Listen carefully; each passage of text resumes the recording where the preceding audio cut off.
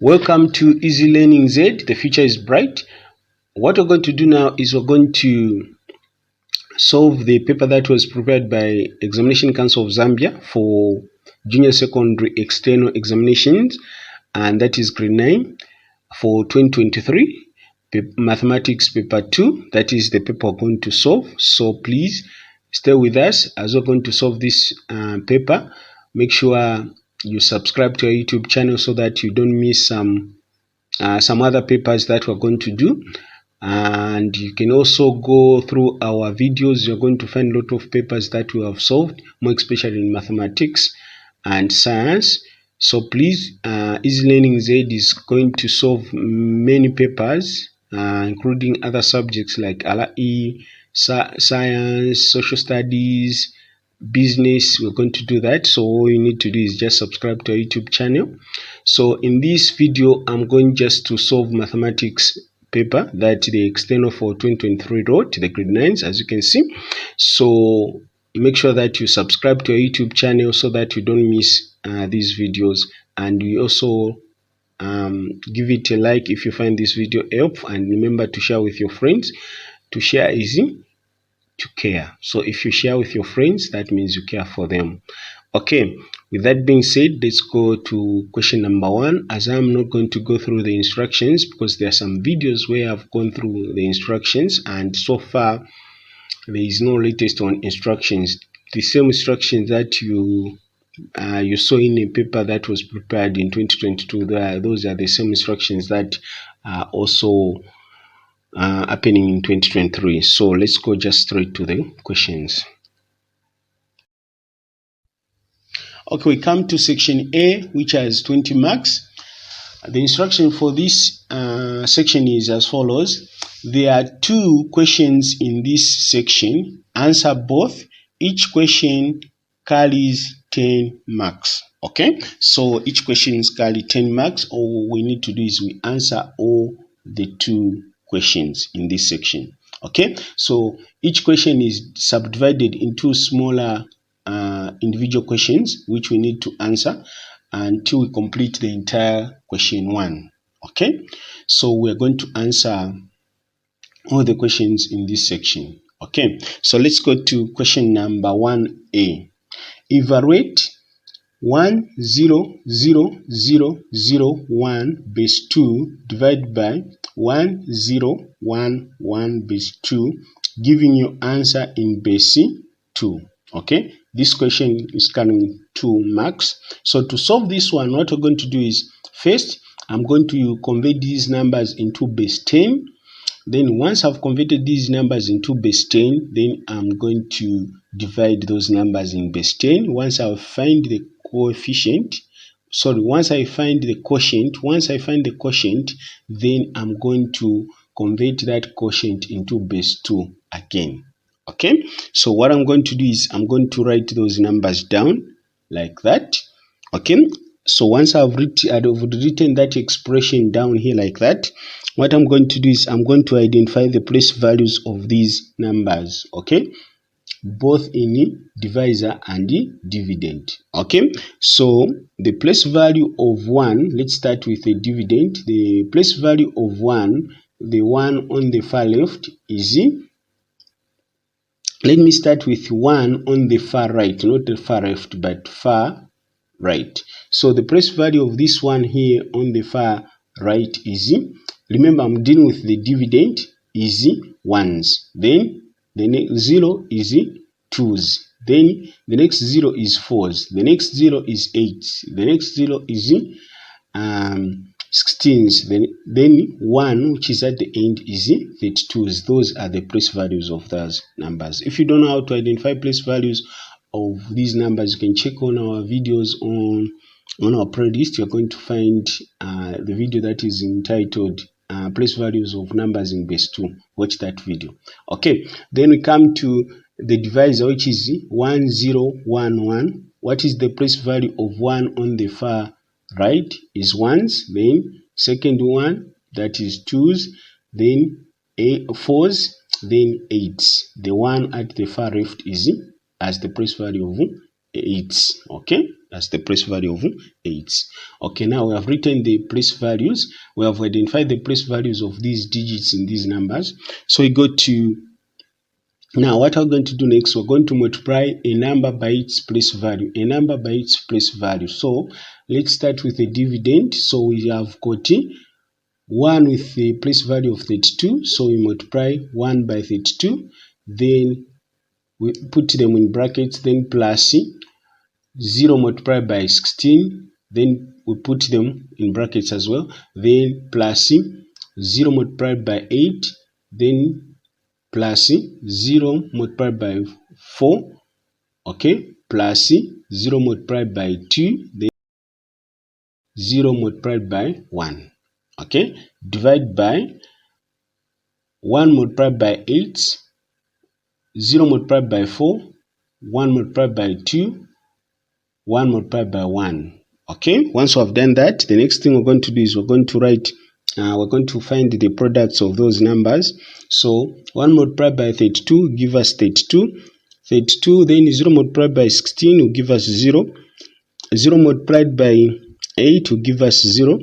0 multiplied by 4 will give us 0. 0 multiplied by 2 will give us 0.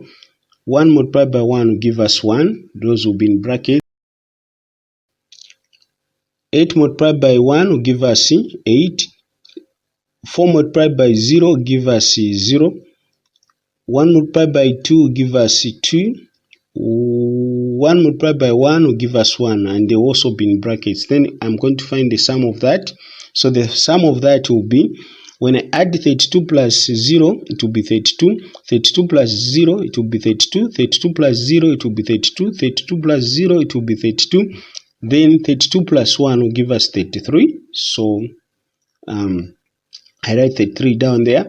Then divide by 8 plus 0 will give us 8. 8 plus 2 will give us 10. 10 plus 1 will give us 11.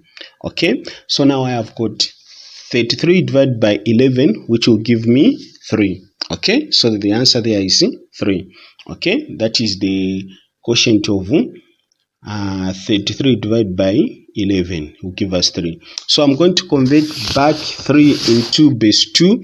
Then what I'm going to do is I'm going to come up with a frame like this one. Then I'm going to put 3 there and the remainder sign there. Then I'll start dividing. 2 into 3 will go 1 time, remainder 1. Then 2 into 1 will go 0 time, remainder 1. Now, since I found 0 here on the middle, that means my calculation has ended. Now, when I'm writing the answer, I'm going to start with the last remainder to the first remainder. So I'm going to write 1, 1. So the answer is 1, 1 in base 2. So dividing 1, 0, 0, 0, 0, 1 by 1, 0, 1, 1 will give us 1, 1 base 2. Okay, these numbers that I've divided are in base 2. Okay, so basically that is what happens. Okay, question 1b is as follows. A box contains 4 transistors of type A and 12 transistors of type B, all identical. If one transistor is selected at random from the box, what is the probability that it is type B? Okay, so we want to find the probability of getting a transistor which is type B. Okay, so first of all, we need to come up with a total of numbers of transistors in the box. Okay, so to come up with that, what we're going to do is we're going to write total transistor is equal to transistor type A plus transistor type B. So we are told that transistor type A is 4. There are 4 transistors with the type of A. Then plus transistor with the type of B, which is there are 12. So we say 4 plus 12, which will give us 16. Okay, now let's find the probability of transistor with type which are type B. So we're going to write P open bracket type B, transistor type B, close bracket, is equal to how many transistors type B transistors are in the box. There are 12. So we write 12 over the total number of transistors is 16, which is the one we found there.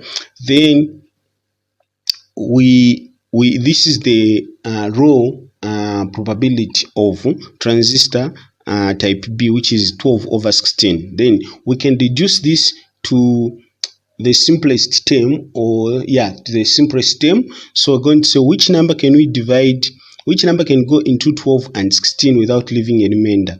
Okay, 4 can go in both, so we divide these numbers by 4. Then we say 12 divided by 4 and 16 divided by 4, which will give us 12 divided by 4 will give us 3, 16 divided by 4 will give us 4. Okay, so the probability of picking a transistor of type B is 3 over 4. 3 over 4 is the probability of picking type B transistor. Okay. Question 1C is as follows. A house bought for 200,000 kwacha appreciates by straight line method at 5% per year. What will be its value after 4 years? What will be its value after 4 years? Okay, so here the house is increasing in value and it keeps on appreciating by 5% per year. So what will be its value at the end of 4 years? Okay, so let's calculate. So what we're going to do is we're going to come up with a formula which is appreciation is equal to PRT over 100. So PRT, P is for principal, R is for rate, and T is for time. So what is the principal? Okay, the principal is the amount which the house was bought, which is 200,000 kwacha, times rate. What is the rate? This is the given percentage, which is 5%. So we're going to write times 5. Now remember, percent means out of 100. That's why we're coming up with over 100. That's why the denominator is 100. It's out of 5%, that is out of 100. Okay, so which we say multiply by time, which is year. We are given 4 years, but this time we're going to find the value of appreciation per year. Okay, so we're going to say times 1. So we're going to find the value of appreciation in 1 year. Okay, times 1. Then we're going to, what we're going to do now here is we are going to say over 100. Then the 100 which is down here, we say we cancel the zeros. So we cancel the 0 down and the 0 on top, the 0 down and the 0 on top. Down, as you can see, we are remaining with 1. So we say 1 into 2,000, it will give us 2,000 multiplied by 5 multiplied by 1. Okay, then we multiply 2,000 by 5 will give us 10,000.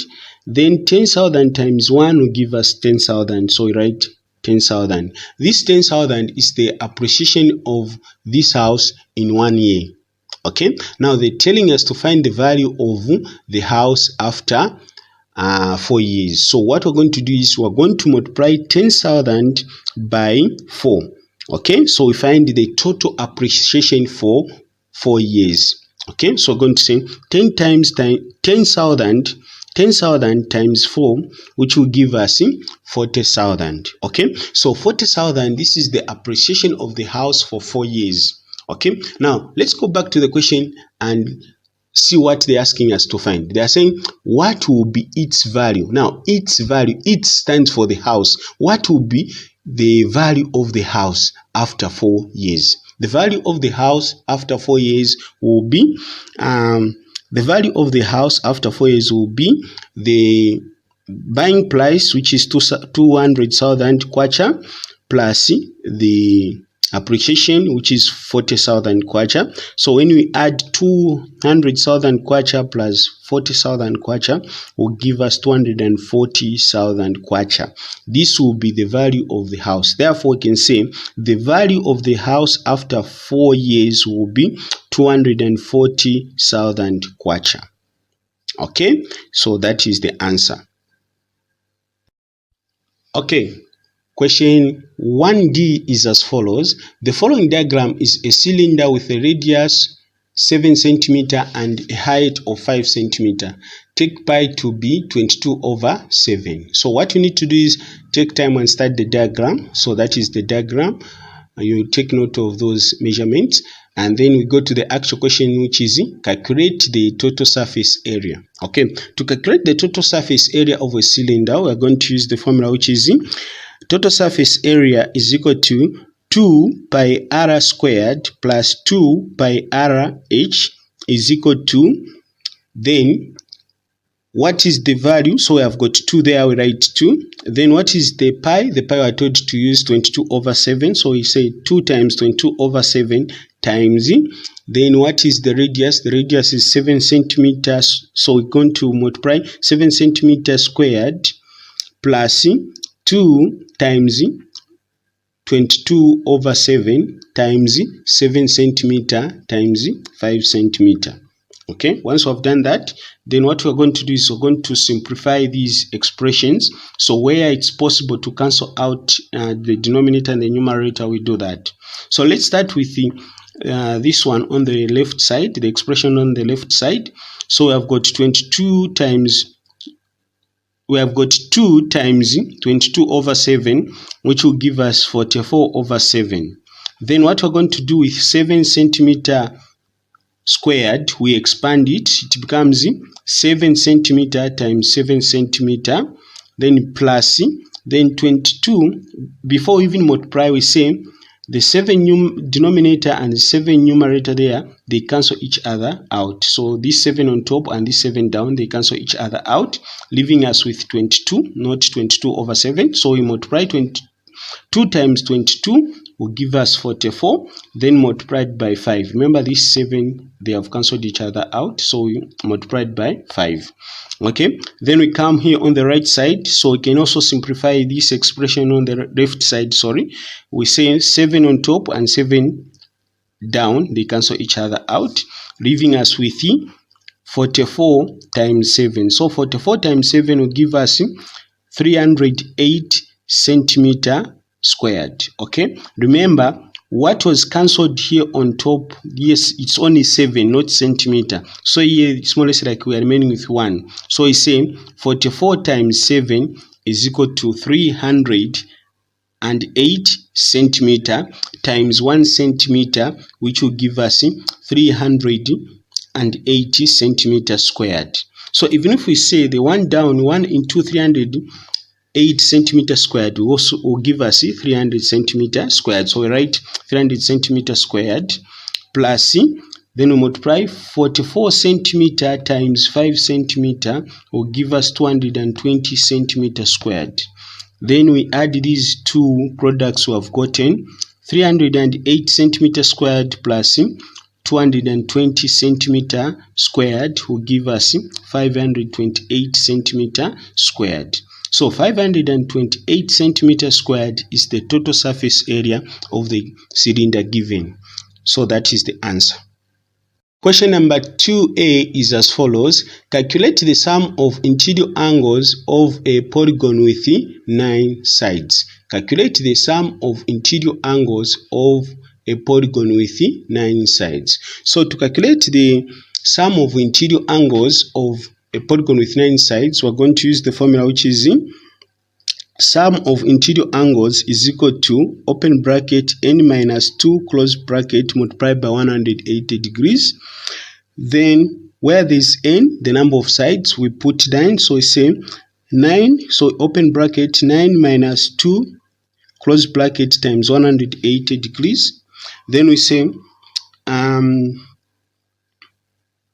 7, so 9 minus 2 will give us 7, which will be multiplied by 180 degrees, which will give us 1000. So when we multiply 7 by 180 degrees will give us 1260 degrees. 1260 degrees. That is the answer for question 2A. Question 2B is as follows. Given that P is equal to 6, 0, 3, negative 9, and Q is equal to 4, negative 1, 0, 5. Find Q minus 1 over 3 P. Okay, so what we're going to do is we're going to rewrite that expression just like the way it is, q minus 1 over 3p. Then we write what is the value of q, what is the value of matrix q. So matrix q is 4, negative 1, 0, 5 minus 1 over 3, then P, the value of matrix P is 6, 0, 3, negative 9. Okay, so what we're going to do is we're going to ignore a bit Q, okay, and focus on the expression which is 1 over 3 multiplied by matrix P.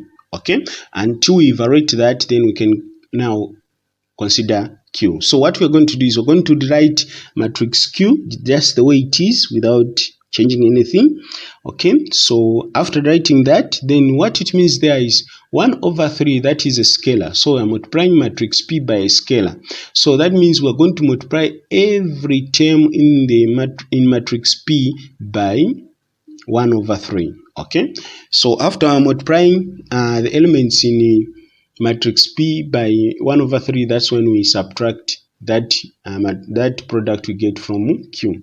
Okay, so we go on and subtract. Okay, so what we're going to do first is we're going to multiply every member of this matrix. So we say now we multiply 6 by 1 over 3, then we put them in brackets, then again we multiply 1 over 3 by 0, then we also multiply 1 over 3 by 3, then we also multiply 1 over 3 by 9. All these should be in brackets. Okay, once we've done that, the next thing we're going to do is we're going to rewrite matrix Q, which is 4, negative 1, 0, 5. Okay, then we say we evaluate that. So we say 1 over 3 by 6 will give us 2. There where there is 6, we are going to have 2.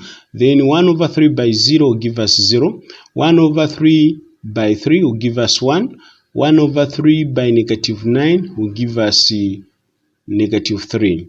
Okay, so those are the numbers we've gotten. Then what we're going to do now is we're going to subtract that product we have gotten from Q. So we say 4 minus 2, negative 1 minus 0,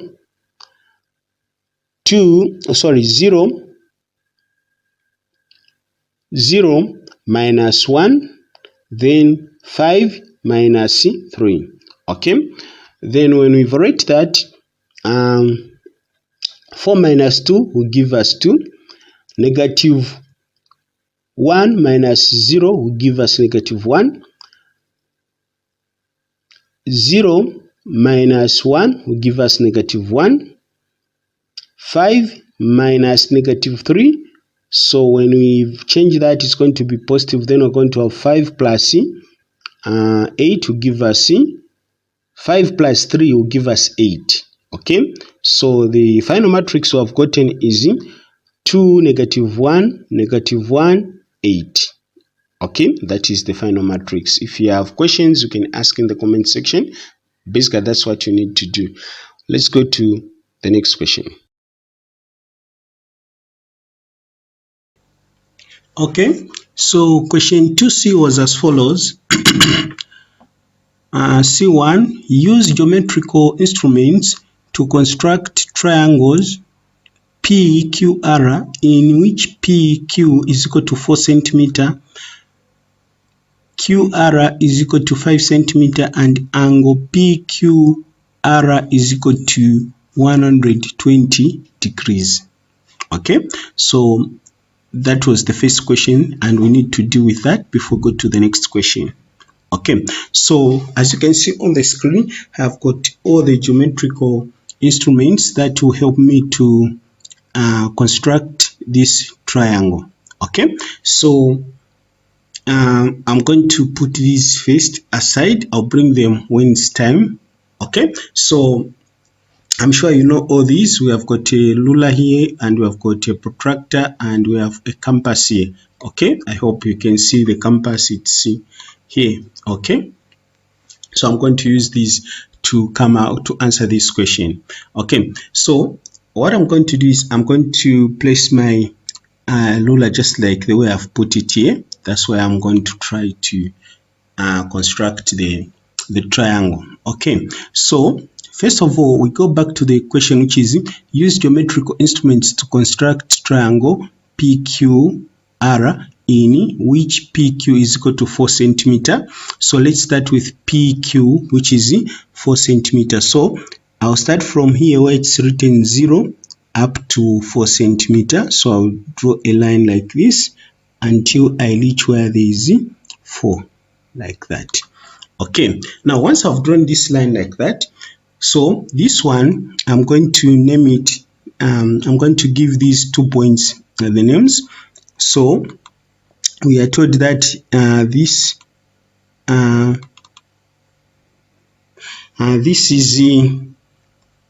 is P. Okay, this is P and this is Q.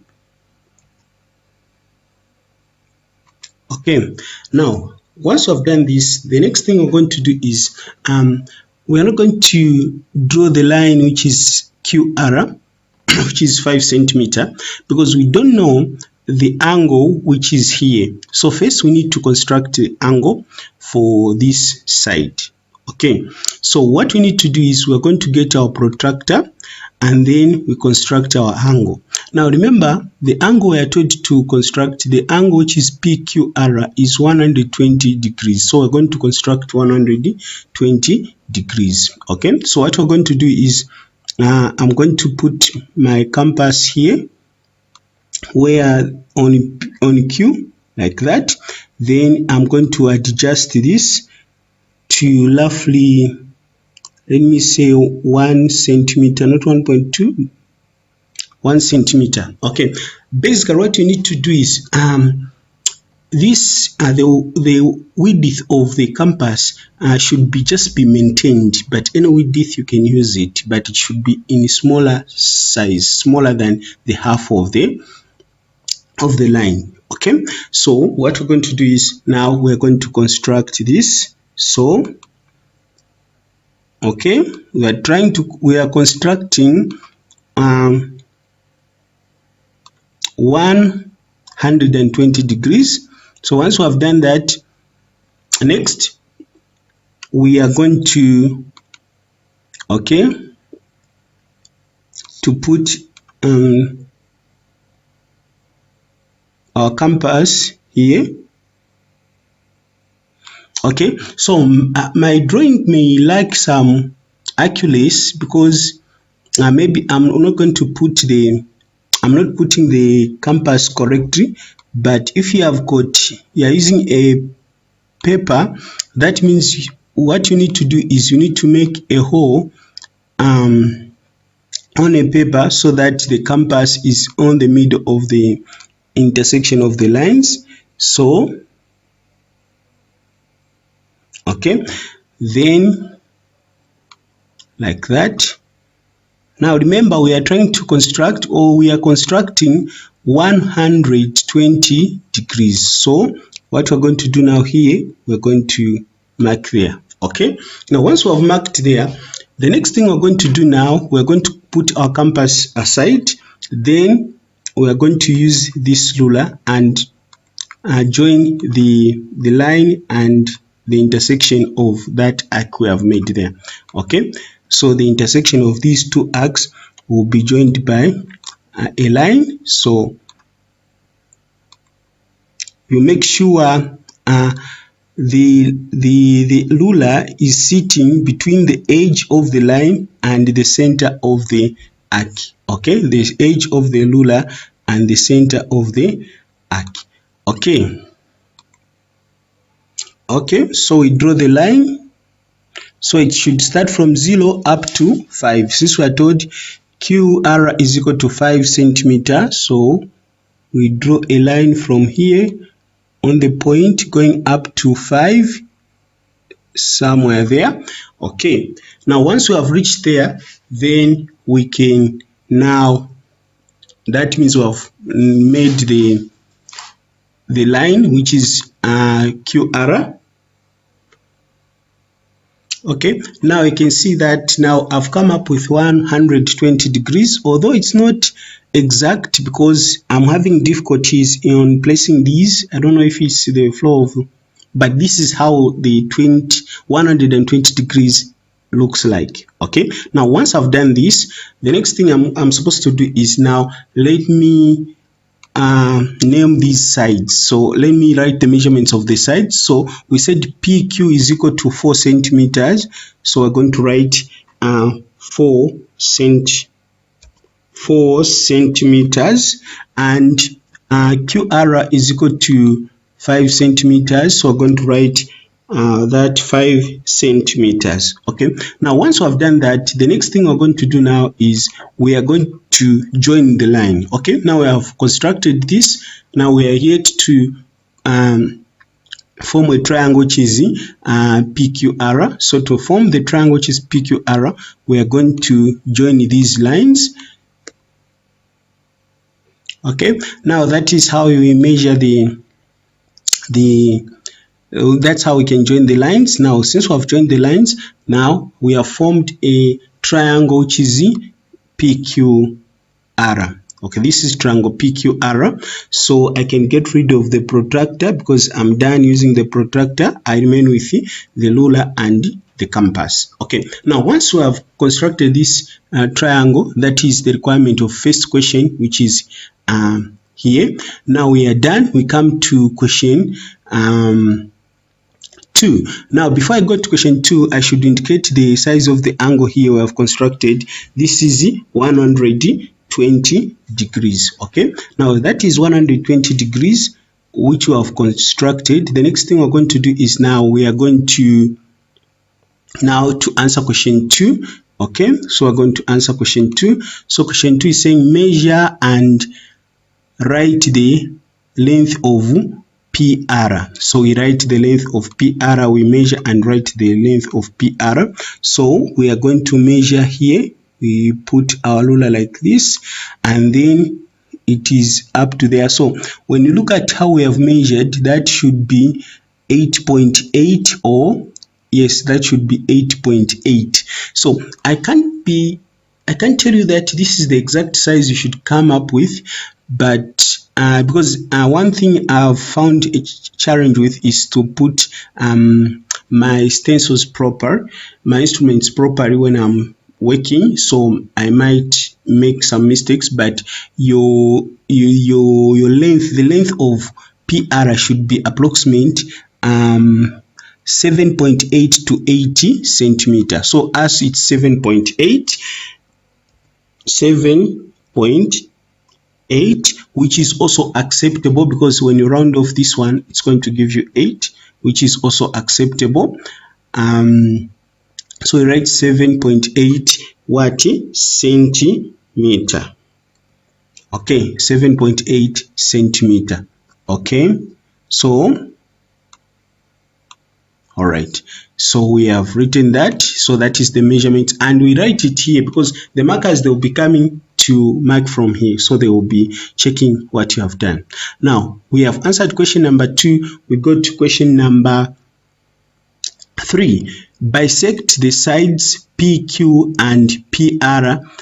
Label the point of intersection of the two bisectors as O. Okay, so now we go to our compass. We get our compass and bisect PQ. First, let's start with PQ. So when you are bisecting, what you need to do, if you want to bisect the side or the line, all you need to do is just get a measurement, and that measurement should be longer than half of that length. Okay, that's what we have done. So what we're going to do now, we are going to bisect this. So we will start by doing this. First, we make a arc here. Okay, I hope sorry. Okay, what has happened? Okay, then we come here. In fact, when such things like the movement has happened, what is important is you restart. So what I'll do is I'm going to restart. So it was like this. Okay, so what will happen now, I'll drop it like I did, or I'll do something like this, because I'm not very sure on where this the other line will pass. Then once I've done that, then I'm also going to make a hack here somewhere. Okay, so just here outside, I'm going to make a hack like that. Okay, now maintaining the same size, the same width here, I'm going to change this and then bring it here. Whereas I've maintained the same width between the pencil and there. Okay, and I'm going to go the other side again and then also. Okay, now once I've done that, what I'll do now is I'll leave this one. Before I join the line, let me first join the line, this line. I make this. Okay, I'm going to join it with a ready line like this.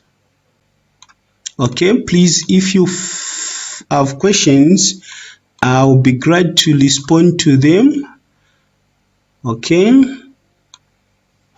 Okay, so I'm going to draw the line. The lines, my line will be as long as possible so that it allows these two lines to meet. So once I've done that, then I'm going to go back to the compass and intersect line QR. Okay, so I'm going to intersect QR. So I'm going to put my compass here on R. Okay, now I'm going to get the longer than half width like that. Then I'm going to make some arc there. I'll make a arc there, sorry. I'm going to make a arc there. Then I'm also going to make the arc somewhere here. Okay.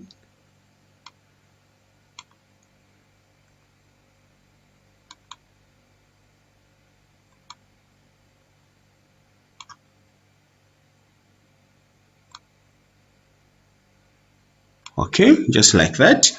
Then I'm going to use the same measurement and bring it here.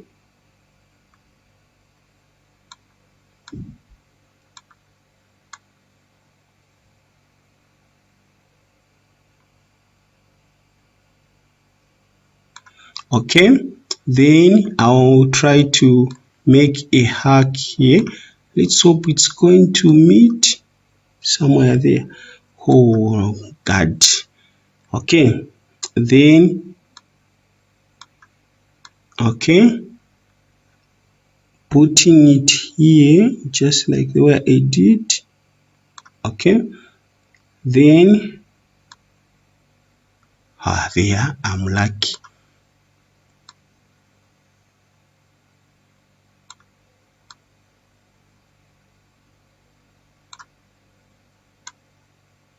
Okay, so the problem with C here, so I shouldn't worry much because I haven't tampered with the size, so I'm going to put it here again. Okay, then I'll try to, it seems it is in the same line, so okay, like that. Okay, then what I'll do now, I'm going to get the ruler and connect again these two lines. Okay, so sorry, I wish I was using the paper. I could have been very fast because here even just putting the ruler proper is a challenge. So I'll try to see how I can cut in some areas so that I don't waste a lot of your time. Okay, like that. Okay, then Let me see. Okay, like that as well. So even here down, let me see. Okay, sorry that I had challenges on how to just pass. This line should pass straight here on the middle, but when I try to put it like that, it is giving me some challenges. So basically, this is what you need to do. All the steps I'm showing you, this is what you need to do.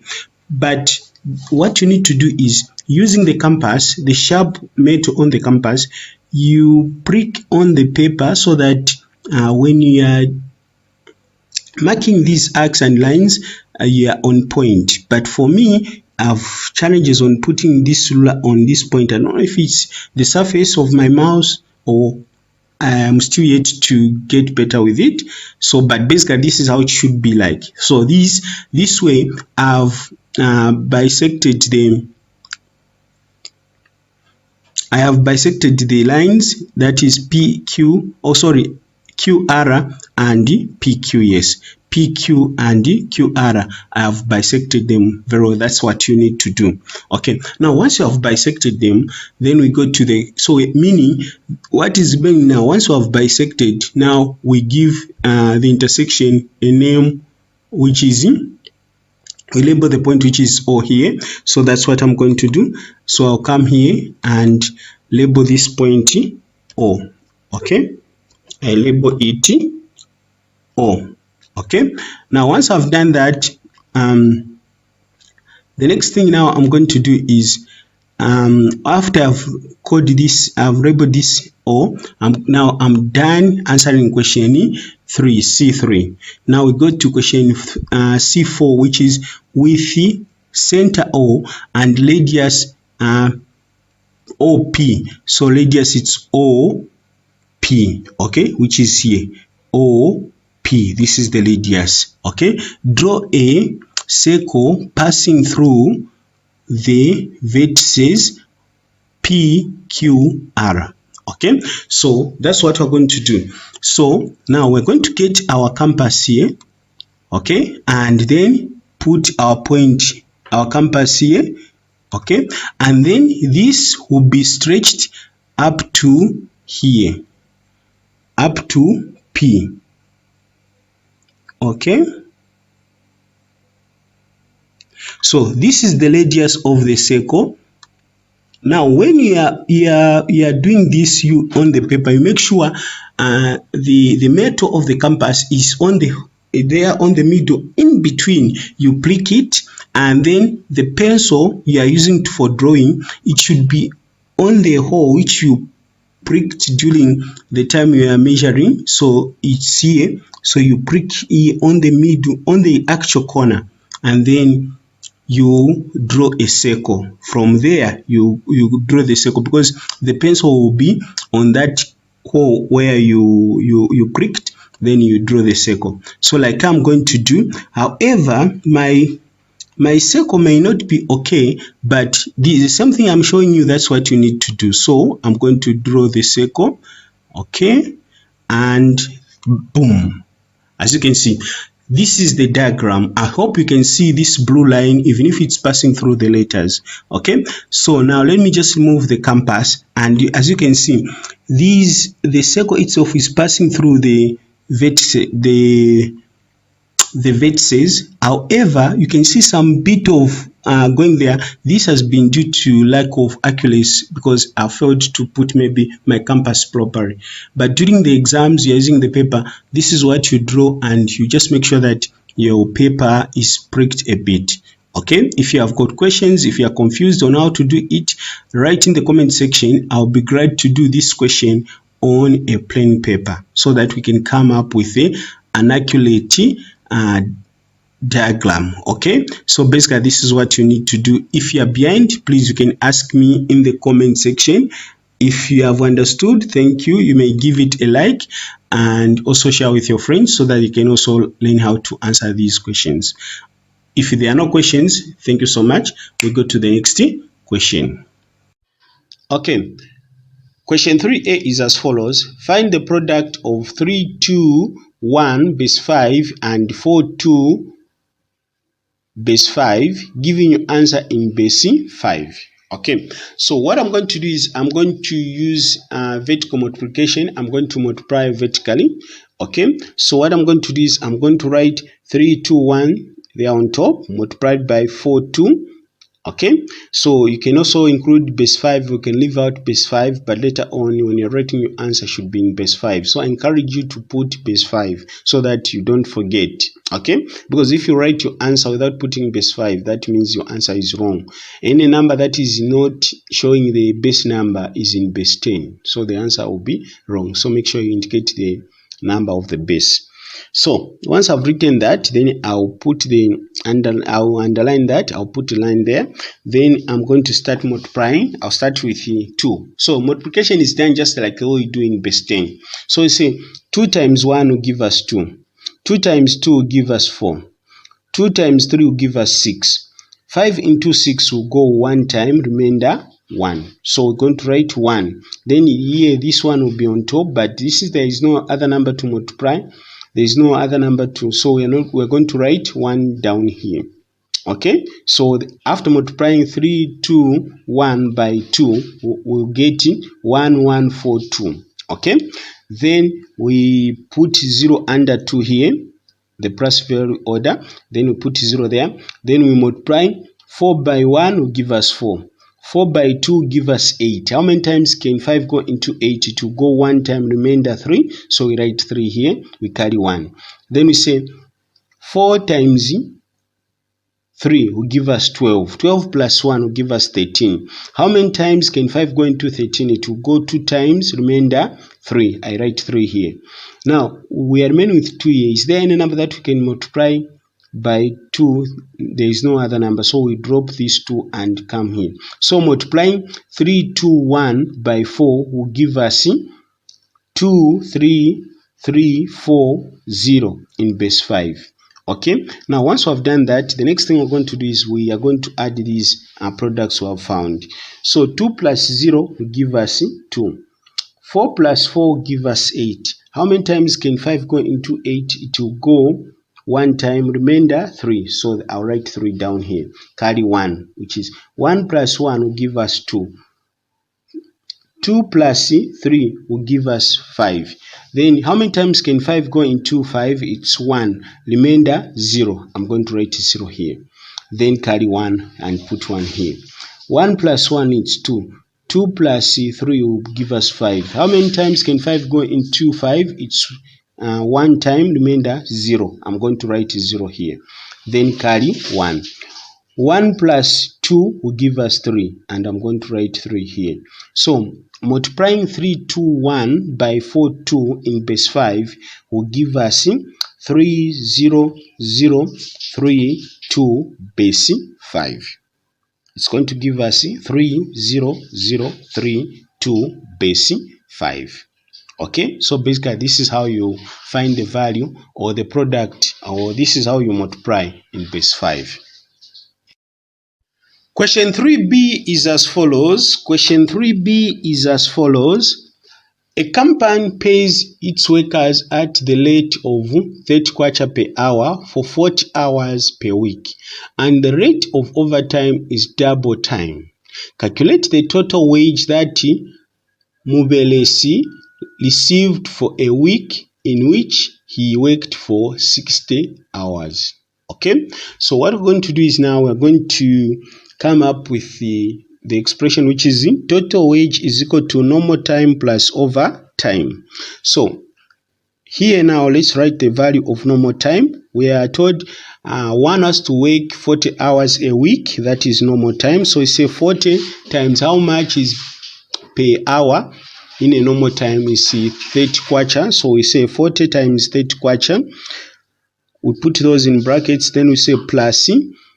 So if Mubeles worked for 60 hours in that particular week, so we subtract 40 from 60, leaves us with 20. So 20 hours was overtime. So we say 20 hours. Now remember, they are saying if you work 1 hour overtime, they will give you double time. That means they will give you double amount of normal time. So the double amount of normal time, so we say normal time is 30 kwacha, so double of 30 is 60 kwacha, so times 60 kwacha.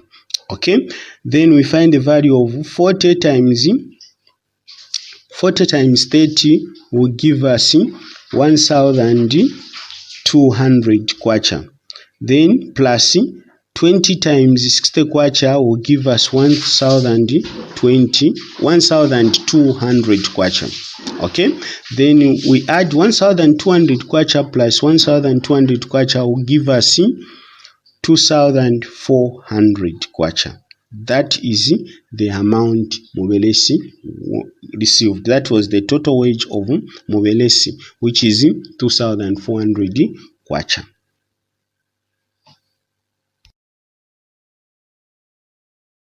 Okay, question 3C is as follows. The table shows the corresponding value of x and y. Okay, so we can see x there and y there. So what you need to do is start the table and take note of the differences that you can note, and then go to the actual questions. Okay, so question 3C1 is as follows. Find the function that describes the relationship between x and y. So to find the function, what we're going to do first is we are going to come up with the formula. So to find the function, we're going to come up with a formula which is y is equal to mx plus c. Okay, so m stands for the gradient. So the first thing we're going to do is we're going to find the gradient. So to find the gradient, we're going to use this formula, which is gradient is equal to y2 minus y1 over x2 minus x1. Okay, so what I'm going to do is I'm going to pick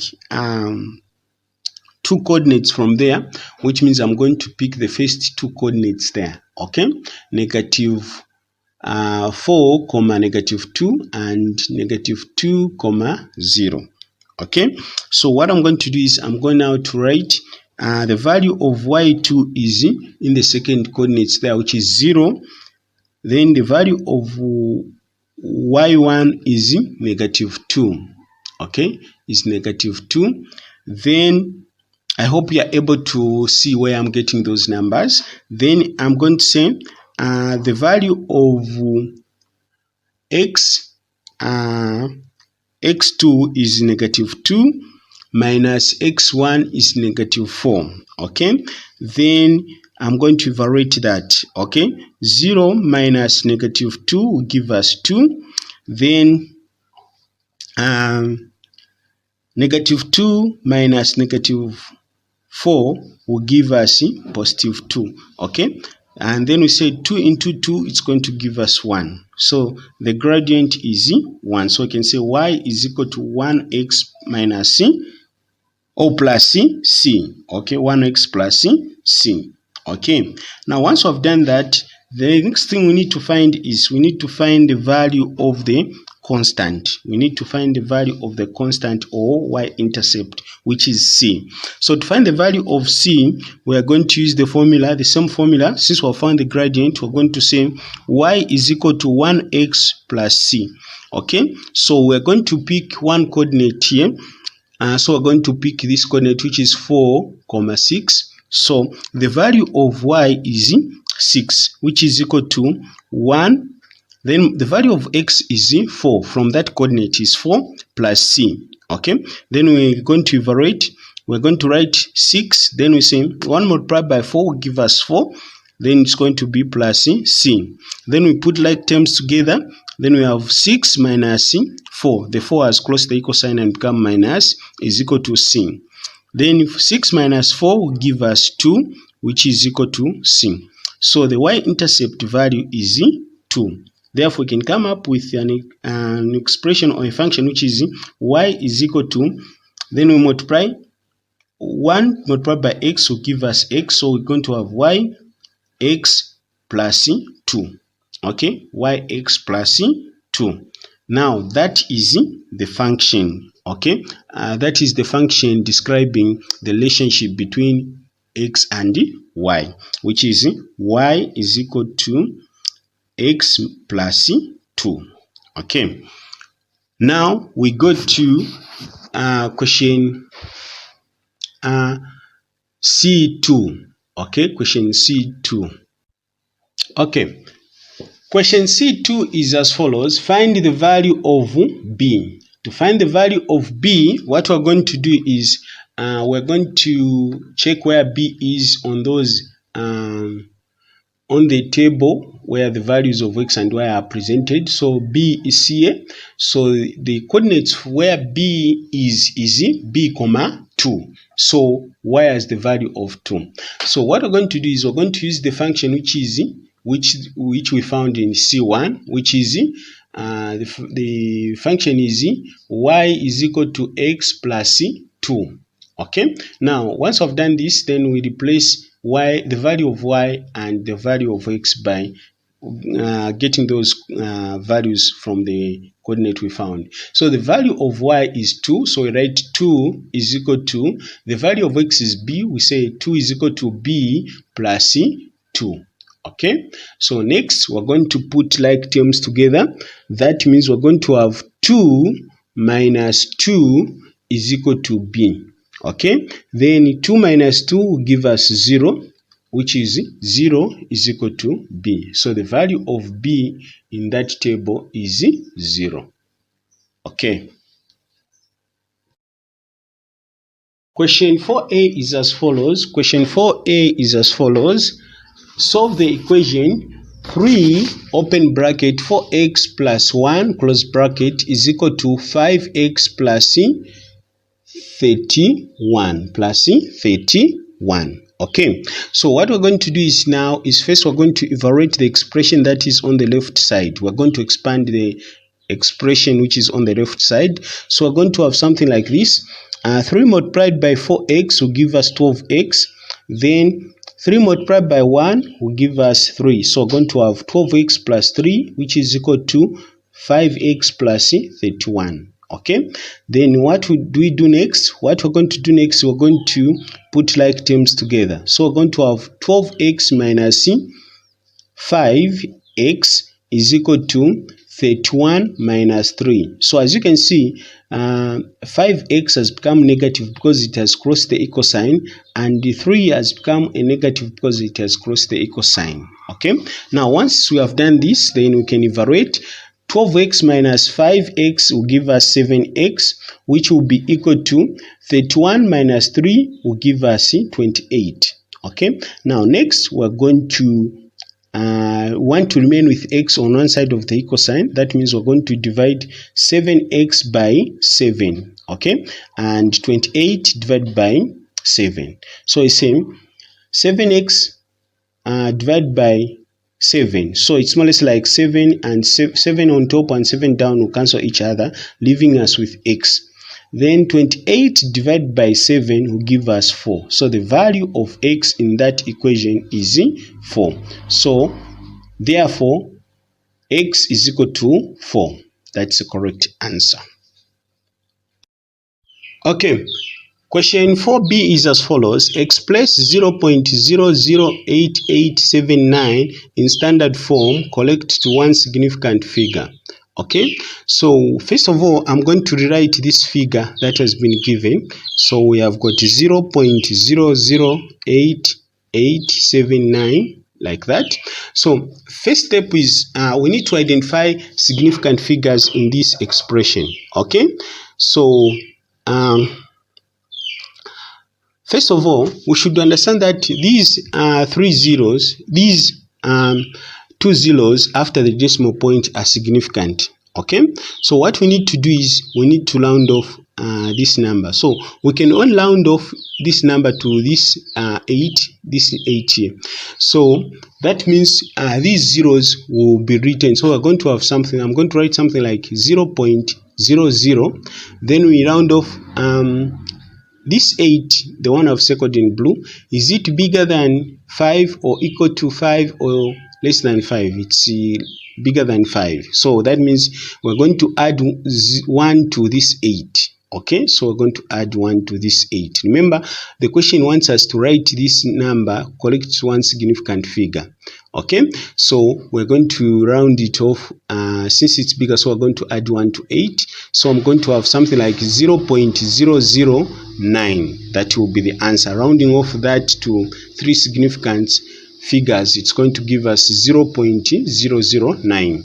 Now, once we have come up with that, the next thing we're going to do is we want to write this answer into correct one significant figures. That means this decimal point will move 2 steps and comes between 0 and 9. Okay, that will be 0.9. Now, since the decimal point has gone to the right side, that means we're going to say times 10 to the power negative 2. 10 to the power negative 2. So the answer will be 0.9 times 10 raised to the power of negative 2. Okay. Question 4C is as follows. The exchange rate between the British pound and Zambian kwacha on a particular day was 1 pound equal to 19 kwacha 50 ngwe. How much pounds were exchanged for 3,900 kwacha? Okay, so that is the question. Let me read through it again. The exchange rate between the British pound and Zambian kwacha on a particular day was 1 pound is equal to 19 kwacha 50 ngwe. How many pounds were exchanged for 3,900 kwacha? Okay, so to find the answer to this question, first what we're going to do is we're going to correct data.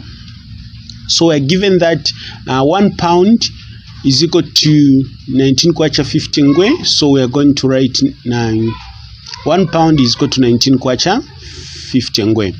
Then we are going to write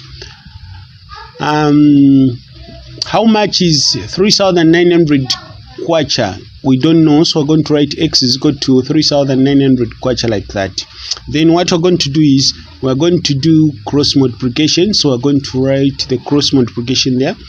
Then we're going to multiply. That means we're going to multiply 1 pound by 3,900 kwacha. 1 pound by 3,900 kwacha.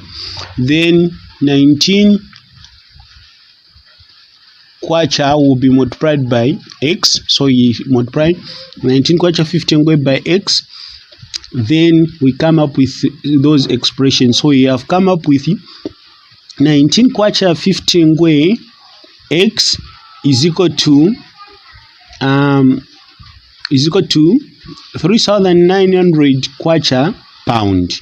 Okay, so what we're going to do now here is we are going to divide both sides by 19 kwacha 50 ngwe so that we remain with x on one side of the equal sign. Okay, so 19 kwacha, this side will divide by 19 kwacha 50 ngwe and the other side 19 kwacha 50 ngwe. So you can see here on the left side where we have got 19 kwacha 50 ngwe x, we can cancel out the 19 kwacha 50 ngwe and we remain with x just like that. Then we divide. First of all, before we divide, we cancel what is on top and what is down. We can see k is on top and k is down, so we cancel the k on top and the k down. Then we divide 3,000, so meaning we are remaining with pound. We are remaining with 3,900 pound. Okay, then we divide 3,900 kwacha by 19.5. Then it's going to give us 20. Okay, so it's going to give us 20 and we're remaining with the pound sign, so we're going to remain with 20 pounds is equal to x. 20 pounds is equal to x. So that is the answer. 20 pounds is equal to x. So 3,900 is equal to 20 pounds. Question 4D was as follows. Given the simple interest, which is I, rate of interest per annum R, and time in years T, complete the flowchart to calculate and display the principal P. Okay, given the simple interest I, rate of the interest per annum R, and time in years T. Complete the flowchart to calculate and display the principal P. Okay, so what we're going to do here is we're going to enter formulas and the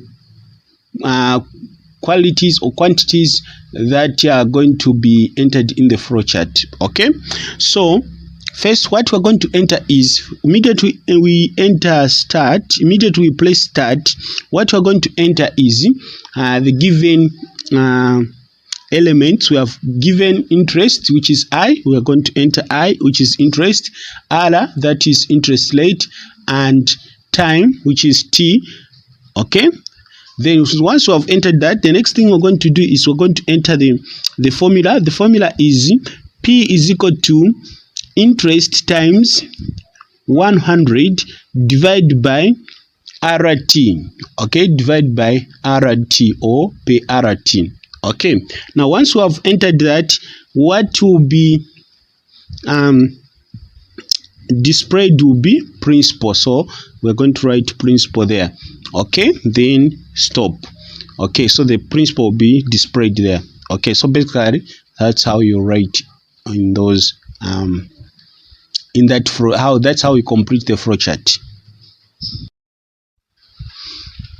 Question 5a is as follows. The Venn diagram shows the elements of sets X, Y, and Z. Okay, so what you need to do is first take time and study the Venn diagram. That's a Venn diagram, the one I've put in a lady box there. Okay, so once you have studied the Venn diagram, the next thing we need to do is now we go to the actual questions and answer them.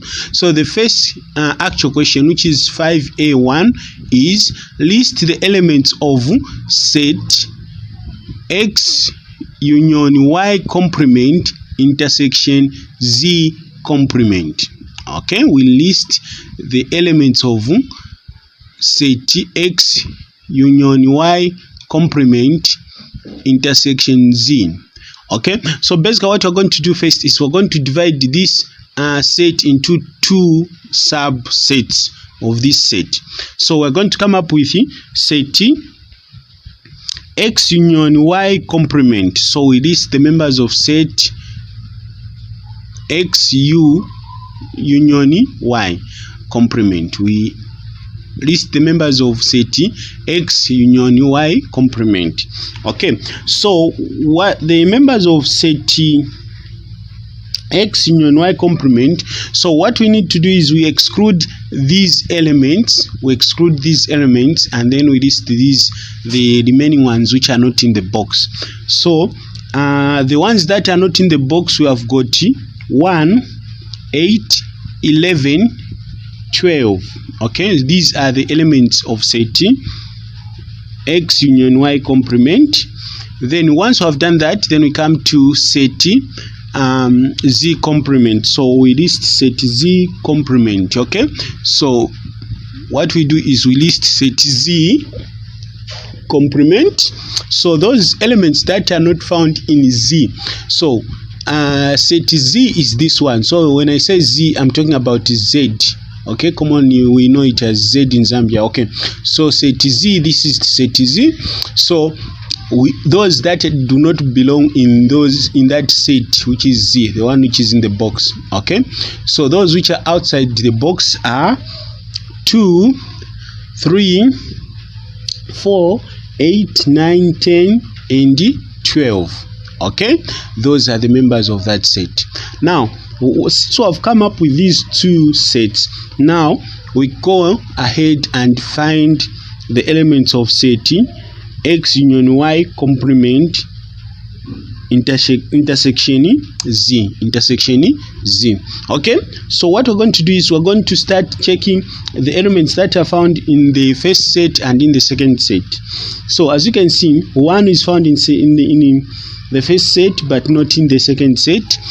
8 is also found in both sets, so we can now record 8 as the element of this set. Then 11 is not found in the second set, so we're not going to write it. Then 12 is found in both sets, so we're going to write it. So now, as you can see, the first set has got 4 elements. That means we have counter-checked the 4 elements and we have found only 2 that are found in both. So therefore, we can say set X union Y complement intersection Z complement is equal to 8, 12. So this set has got 2 elements, which is 8 and 12.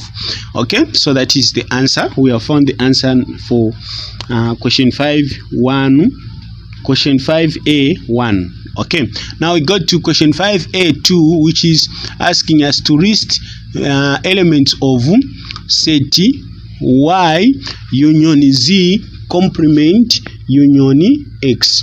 Y union Z complement union X. So what we're going to do again is we're going to do the same thing we did at first, where we're going to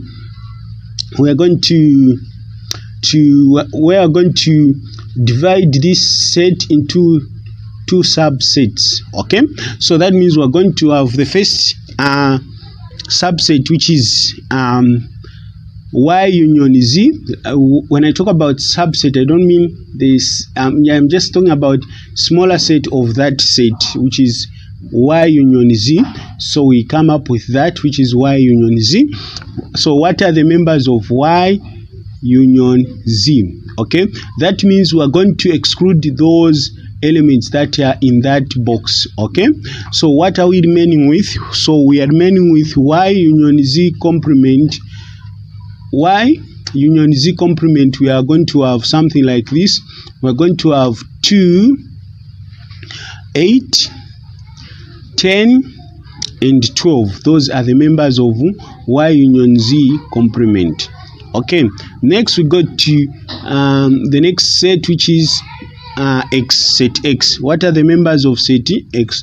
So here we just concentrate on the members of set X, these ones which are in the box. Okay, since we started solving this question, I've been dealing with the members of a certain set, those elements which are not in that set which is being mentioned. But now we concentrate on, since we want to list the members of set X, now we talk about those which are inside the set. Okay, so members of X are, we have got 2, 4, 6, 7, and 10. Okay, 2, 4, 6, 7, and 10. These are the elements of set X. Okay, now the actual question is asking us to list the elements of Y union Z complement union X. Okay, so now what we're going to do now here is we're going to form one set which encompasses all the elements that are found in the first set and second set. So what we're going to do is we're going to be listing them. Okay, so when you look at this, what we can do is I want them to be in order, starting with the smallest going upward. So I'll be picking from the first set and second set, just like that. So I can see that 2 is found in both sets, but it's going to be recorded once, so I'm going to write 2 just like that. Then when we check 4 is just in one set, so we can record it as well once. 6 as well is just in one set, we'll record it once. 7 as well is in one set, we'll record it once. 8 is in both, but still it should be recorded once, even if it is appearing twice. We just record it once. Then 10 is appearing in both, but we will record it once.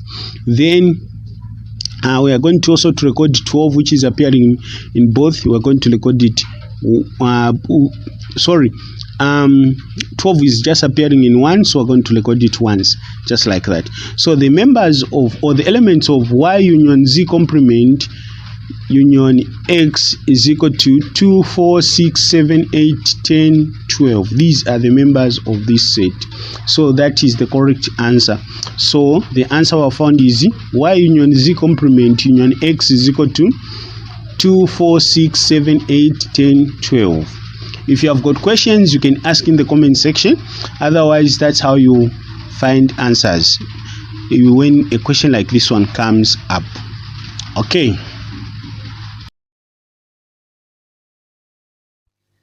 Okay, so question 5b was as follows. The table shows the time in minutes that 25 learners took to arrive at school.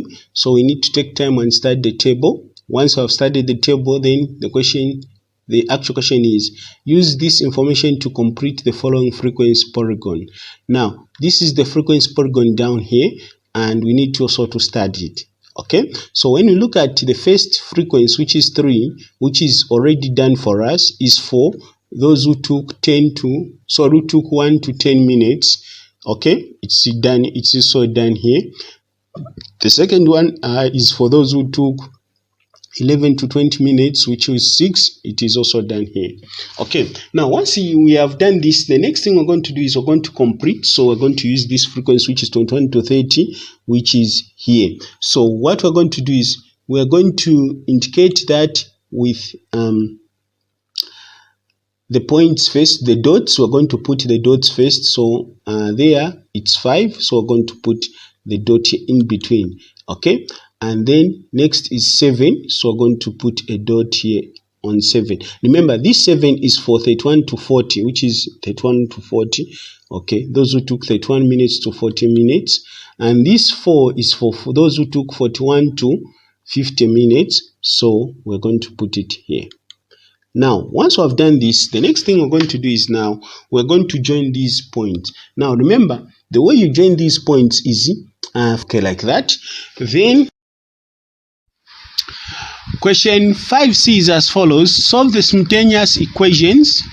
Solve the simultaneous equations. So these are the two equations we're going to solve. So the method I'm going to use here is substitution. So I'm going to substitute for x. So what I'm going to do is I'm going to pick this equation which is on top.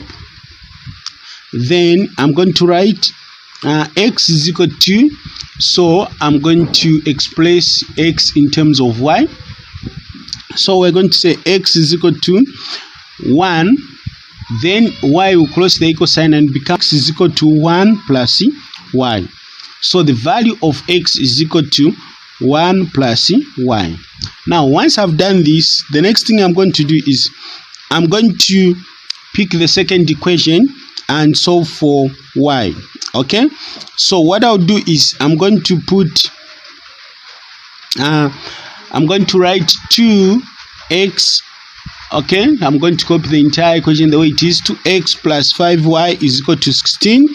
Then I'm going to write 2. So where there is x, I'm going to write 1 plus y. So 2 multiplied by 1 plus y is, okay, plus 5y is equal to 16.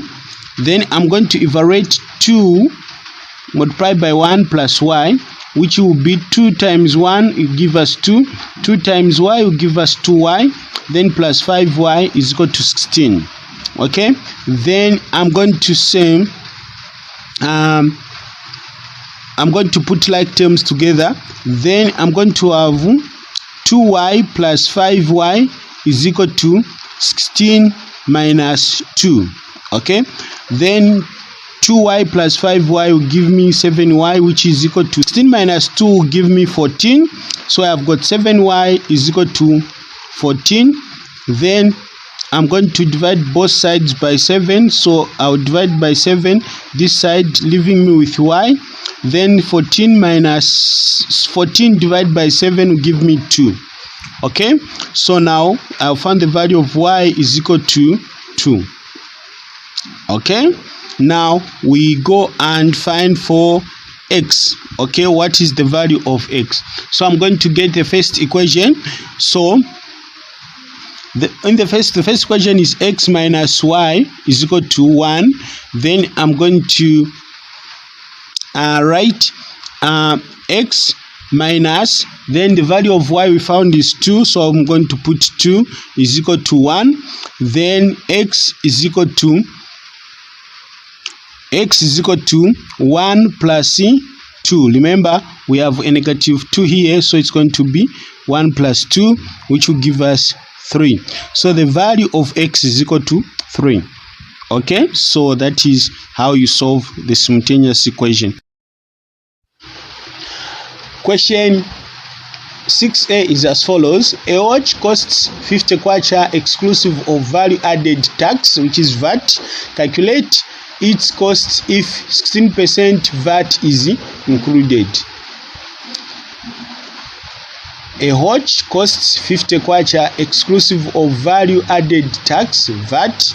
Calculate its cost if 16% VAT is included. Okay, so what we need to do is first we need to come up with the formula or the way we're going to solve it. So we're going to write cost of watch with VAT is equal to cost without VAT plus VAT. Okay, so the cost without VAT is 50 kwacha, so we write 50 kwacha there plus. Now we want to add the VAT. However, we are not given the value of VAT in form of money. Instead, we are given the value of VAT in form of a percentage. So we need to find the value of VAT in form of money. So we are going to say it's going to be 50 kwacha times 16%, which is 16%, that is in out of 100, so it's going to be 16 over 100. So now what we do here now, after we have written this, we ignore. First we are going to leave the cost of watch without VAT just the way it is, so we're going to write 50 kwacha. Then we evaluate this, which is a fraction, or we evaluate the expression of VAT. So we say how many times can 50 go into 100? It will go 2 times, and 50 it will be 1 time. So here we divide 100 by 50. In other way, I'm saying which number can go into 50 and 100, that is 50 itself. So you say 50 into 100, it will go 2 times. 50 into 50, it will go 1 time. Okay, therefore we say how many times, is there any number that can go into 2 and any other number on top? Yes, 2 can go into 2 as well as into 16. So 2 into 2 it's 1, 2 into 16 it's 8.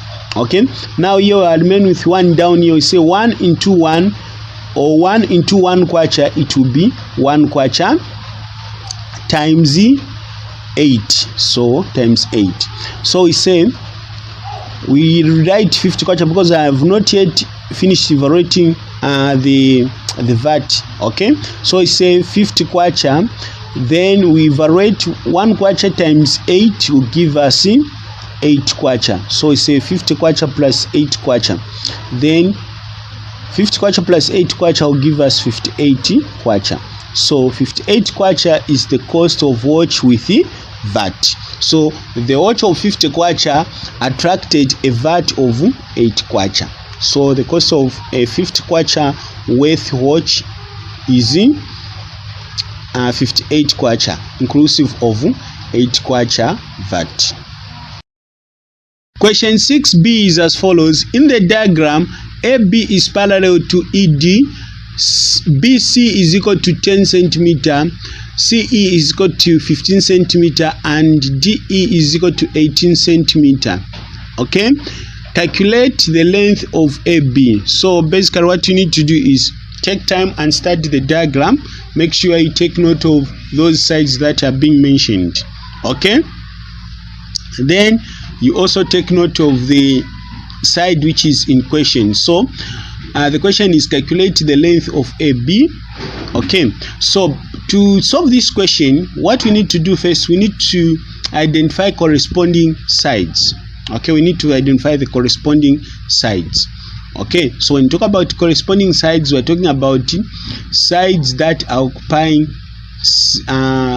corresponding sides, similar sides, or that are occupying, yes, corresponding sides. We mean sides that are similar but they are in different angles. Okay, or that are on the same side of different angles. Okay, also on different triangles.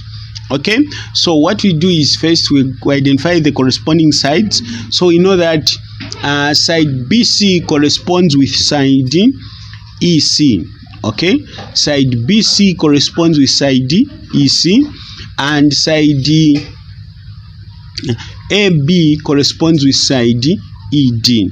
Okay, those are the corresponding sides. So what we're going to do is, first we're going to write, these are ratios, so we're going to write the ratios in terms of numbers. So we can say BC, the ratio BC, which is correspond to EC, we have got BC has got the length of 10 centimeter and EC has got the length of 15 centimeter. Then we ask ourselves, AB, what is the length of AB? We don't know. The length of ED, so where AB we don't know, we write X. Then the length of ED, which we know is 18 centimeter, so we're just going to write 18 there. Okay, now once we've done that, the next thing we're going to do is we do cross multiplication. So we're going to come up with something like this. 15 times X will give us 15X, which is equal to 10 times 18 will give us 180. Then what we're going to do now here is we're going to divide both sides by 15. Why? We want to remain with X on one side of the equal sign. So we're going to divide both sides by 15. So 15X divided by 15 will give us X. Then 180 divided by 15 will give us 12. Now 12 is the length of AB, so I can even write it as 12 centimeter. So X is equal to 12 centimeter and the length AB is equal to 12 centimeter. Basically, that's how you find the answer for that question. If you have got questions, you can ask in the comment section. Otherwise, if you haven't subscribed to our YouTube channel, we'll be very grateful if we see your subscription to our channel. And if you find this video helpful, remember to like it, which will make us super proud. Otherwise, let's go to the next question.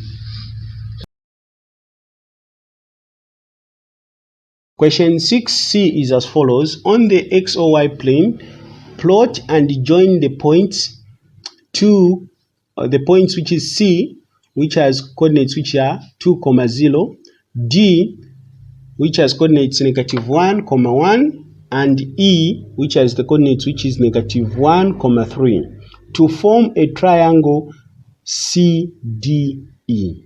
Okay, so the first thing we're going to start with is we're going to start with the point C. Okay, so C is 2, 0. Now we know that when you're given the coordinates, the first number is for x-axis and the last number is for y-axis. In this case, 2, 0, 2 is for x-axis and 0 is for y-axis. So where is 2? The x-axis, we have got 2 and 2, 0, so that our point will be here. Then we go to D, which is -1, 1. So negative, that is for, so the point is going to be here, and then negative, where I'm sure you're able to see where I've put the point and the letter D. That's the point for the point for D, which has -1, 1. Then we go to point E, which has -1, 3, which is here. Okay, now once we have put these points, the question is asking us to join the points. So now we can join the points like that. I'm sure you're able to see, even if it's going through along lines, you are able to see because I've used a different color, and that is the triangle, which is the CDE. Okay, that's how you draw the triangle. We go to question C2. Draw the graph of y is equal to -2. Okay, so basically what it is here is y is equal to -2. Here, what it means that the coordinates for x-axis will be changing. However, the coordinates for y-axis will remain to be -2. Okay, the value of y will be constant, which is going to be -2. Then the value of x will be changing. Okay, so we can come up with the coordinates which are like, let's say, I'll just come up with 3. That will help. So if we have got y, we want to name this coordinate which is t, and then it's saying y is equal to -2. So we can have a coordinate t the point T with the coordinates which are 3, negative 2. Okay, then in S, the point S will have the coordinates which is 1, negative 2. Okay, here the Y reading will be constant. Okay, it's always be negative 2. Then we have got U, the point U, which has the coordinate which is negative 3, negative 2. Okay, now these are just examples of coordinates. Okay, now we can use these 3 coordinates I've given you to come up with a graph. Okay, so let's see. Put these points on the graph. Okay, now just like how you have seen the points, I've put them on the graph.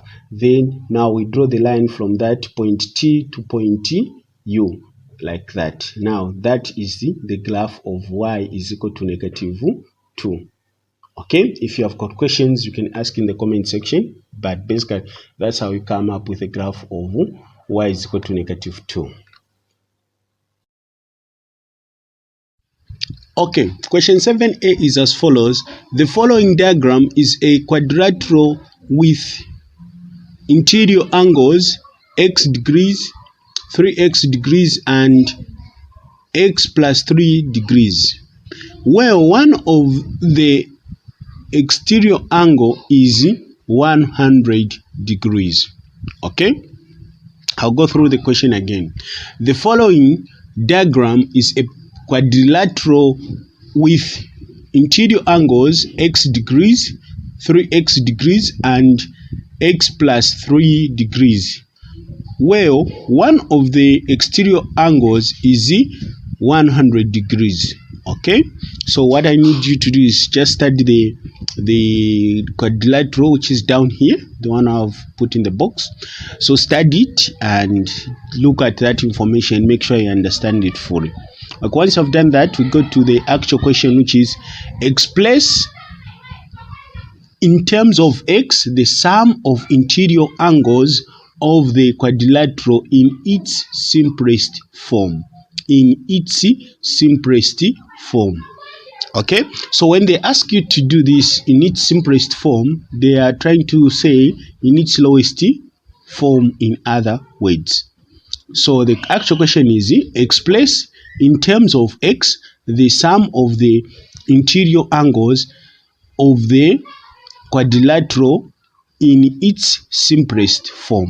So what we can do with this question first is we are going to write the entire expression which can help us to find the sum of this quadrilateral. Okay, so what we're going to write is x plus 3x plus x plus 3 plus, now here we want to find we want to write the value of the angle of this angle, the one I've marked there in blue. To find that, what we're going to do is we are going to subtract. Now here we should understand that this is the angle on a point.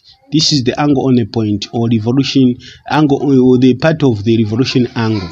Okay, so we can say angle on a point add up to 360 degrees. Since there is 100 degrees of exterior angle, together the exterior and interior angle, they should give you 360 degrees. So the difference of 100 degrees and 360 degrees is equal to the interior angle. So when you subtract 100 degrees from 360, it will give you 260 degrees. So that is the value of that angle. So we say plus 260 degrees is equal to 360 degrees. Okay, now once we have written this expression, the first thing we need to do is we need to evaluate x plus 3, the one which is in brackets. Okay, so what we are going to do, we're going to write x plus 3x, then we evaluate that. So it's more or less like we're multiplying 1 by x and 1 by 3. So 1 by x will give us x, then 1 by 3 will give us 3, plus 260 degrees, which will give us 200 plus 260 degrees, which will give us 360 degrees. Like once we have done that, then we put like terms together. Like enough, they are just grouped according to their likeness. So we just add x plus 3x plus x will give us 5x. Then 3 plus 260 will give us 263. 263, which will be equal to 360 degrees. Okay, now next we put like terms together. That means we're going to remain with 5x is equal to 360 degrees minus 263 degrees, which will give us 5x is equal to 97 degrees. Okay, then what we can do now here, we can ask ourselves, is there any number that can go into that? There is any number that can go into 5 and 97 without leaving a remainder. There is no number that can go into that. So you can still submit this as the final answer. However, if they want you to write your answer even in decimal numbers, then we can divide both sides by 5 so that x can remain alone. So we are going to divide 5x by 5 and 97 by 5, which will give us 5x divided by 5 will give us x. 97 divided by 5 will give us 19.4. Okay, 19.4 degrees, that is the value of x. So now we have expressed the sum of angles in terms of x. So that is the correct answer. Okay, question 7b was as follows. Given that C is equal to 2, 1, 1, 1 and D is equal to 1, 2, negative 2, 3. Find the matrix CD. Okay, so how do we calculate, how do we multiply matrices? So when they say find the matrix CD, they want you to multiply matrix C by matrix D. Okay, so how do we multiply the matrix? How do we know that this matrix can be multiplied? Okay, we can know that the matrix can, these two matrices can be multiplied by determining the number of columns in the first matrix and the number of rows in the second matrix. So what I mean is, if two matrices have this property where the first matrix has the same number of columns as the second matrix has in its rows, okay, the number of columns in first matrix should be equal to the number of rows in the second matrix. Okay, now once these two matrices have these properties, then we can multiply them. So in this case, these two matrices that are given in our questions, they can be multiplied because the number of columns is equal to the number of what? Rows. So what I'm going to write CD. So CD, that is matrix C and multiplied by matrix D. Okay, then we write, make sure do not interchange the matrices, like we're given CD, then you multiply by matrix D by matrix C. The answers, the products will be different. So the way the matrices are given, the way the expression for multiplication is given, that's what you do. When you're multiplying, don't interchange the matrices solely. Even if the law of multiplication it tells that way, even if you interchange numbers, the product will be the same, but with matrices the product won't be the same. So you make sure you multiply the matrices the way they are. So that is CD. So we're going to write matrix C, which is 2, 1, 1, 1. We close and then multiplied by matrix D, which is 1, 2, negative 2, 3. Okay, now once we have written like that, the next thing we're going to do is we're going to open bigger brackets, then we'll start multiplying. So we're going to multiply these two multiplied by this one, we put them in brackets.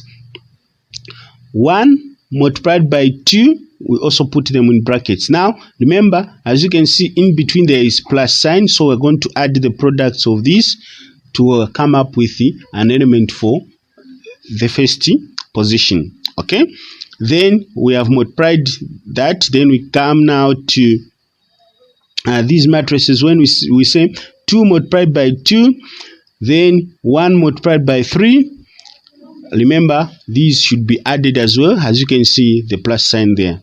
Then we come down here, we say 1 multiplied by 1, 1 multiplied by 2, again 1 multiplied by 2, 1 multiplied by 3.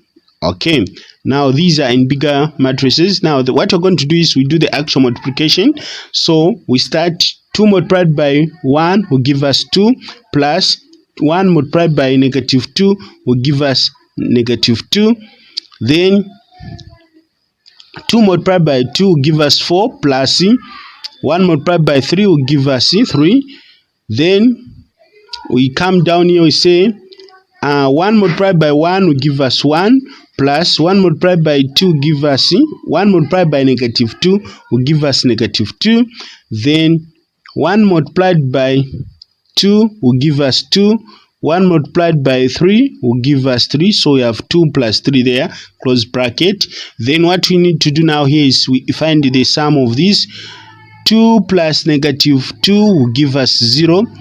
4 plus 3 will give us 7. 1 plus negative, sorry, what did I say? Yes, 1 plus negative 2 will give us negative 1. Then 2 plus 3 will give us 5. That is the final matrix for this expression, for this question. So the matrix we have come up with, or the matrix CD is 0, 7, negative 1, 5. Okay, if you have got questions, you can ask in the comment section, but that's how you do it. Question 7C is as follows.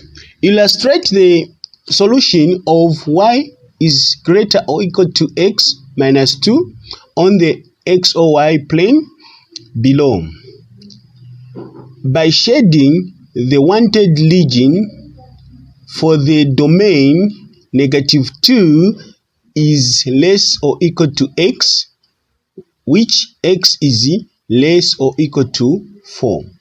Okay, so basically we are not going to first concentrate on this x or y plane here yet. First of all, we need to understand the question first. Okay, so the question, they're asking us to come up with a graph first. Before we come up with a graph, first they want us to come up with a set of domain. Okay, the set of domains. And once we've come up with a set of domains, then we need to also to find the values of y so that we can come up with the coordinates. Then thereafter we plot a graph. Then later on we shade the wanted region. Okay, so basically these are the things that we are supposed to do for us to get this question correct. So let's start by coming up with the set of domains. So we are going to get the elements of the set of the domains from this expression given, which is domain negative 2 is less or equal to x, which x is less or equal to 4. Okay, so this means that negative 2 and 4 are part of the set of domains.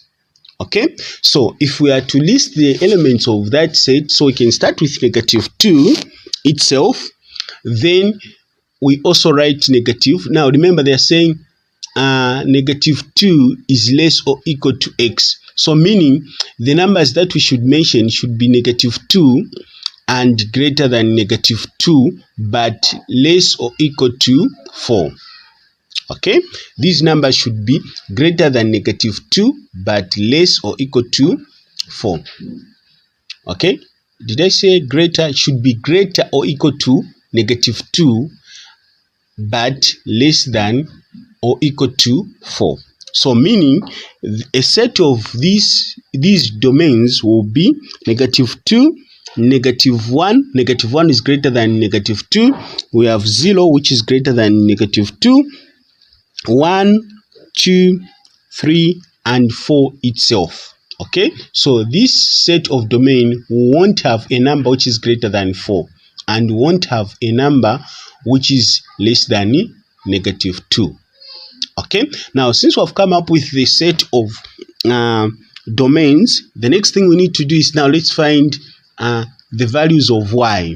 Okay, so what we're going to do is we're going to use each domain in the function given in the statement, the one I've put in the lady box there. So we're going to use each function, each domain to find the value of y by placing this number from the domain on x. Okay, so we start. So we say when x is equal to -2, what will be the value of y? So we are going to put -2 in the function. So we're going to write y is greater or equal to x minus 2. Then we put -2 on x. So we say y is greater or equal to -2 minus 2. So when we look at those two numbers, we're going to write first y is greater or equal to, then these are negatives, so that means we maintain the negative sign, and then we add 2 plus 2, it's going to be 4. So that is y is greater or equal to 4, or to -4. So the coordinate when x is equal to -2, y will be equal to -4. Therefore, this will help us to come up with the coordinates which are -2, -4. Okay, now we come to the next element of the domains, which is -1. So when x is equal to -1, what will be the value of y? So we write the equation, the function which is y is greater or equal to x minus 2. Where there is x, we put -1. So we're going to write y is greater or equal to -1 minus 2. Then y is greater or equal to, so just like we did, we maintain the negative sign, then we say 1 plus 2 will give us 3. Why are we adding? Because the signs are the same. That means we put the numbers together. Then it's equal to -3. Then when we can say when x, when the domain is -1, then we are going to have a range which is -3. We're going to have a range which is -3. So we come up with a coordinate which is -1, -3. Okay, we go to the second element, which is 0. When the domain is 0, what will be the range? So we put the function, then we say y is greater or equal to x minus 2. Where there is x, we put 0. We say y is greater or equal to 0 minus 2. Then we say y is greater or equal to 0 minus 2 give us -2. So when x is equal to 0, y will be -2. That's the coordinate. Okay, now what happens when x is equal to 1? Okay, so we say y is greater or equal to x minus 2. Then y is greater or equal to, we replace x by 1. We say y is greater or equal to 1 minus 2, which will give us -1. Okay, it will give us -1. Y is greater or equal to -1. So we can say when x is equal to 1, y is equal to -1. Okay, and then we have come up with a coordinate which is 1, -1. We come to the next domain, which is 2. When x is equal to 2, what will be y? So we say y is greater or equal to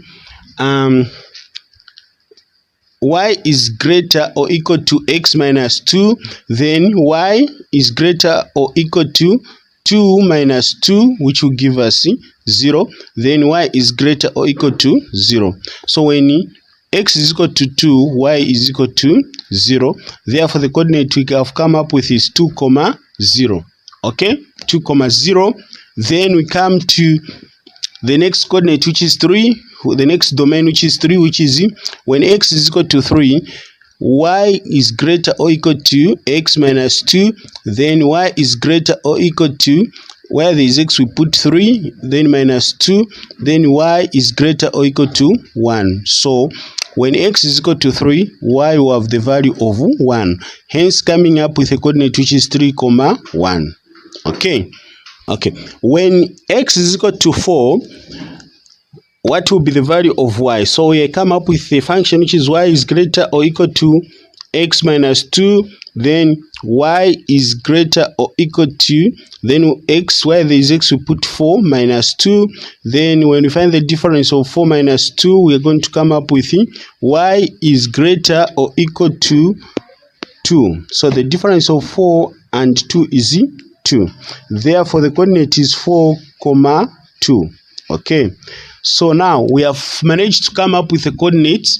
So the next thing we're going to do now is to plot these points on the x or y plane. Now let's go to the x or y plane and plot these coordinates. Okay. So let's start with the first point.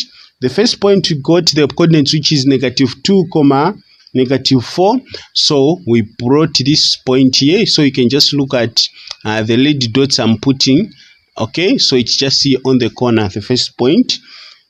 And then the second point is here, which is -1, -3. Then the next point is 0, -2, which is here.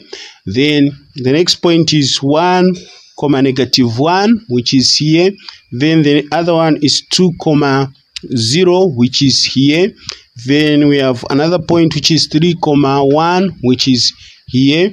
And then we have another point which is 4, 2, which is here. Okay. Now once we have drawn, we have plotted these points, the next thing we're going to do is let's join these to form a graph. So we're going to plot a line here to form a graph like that.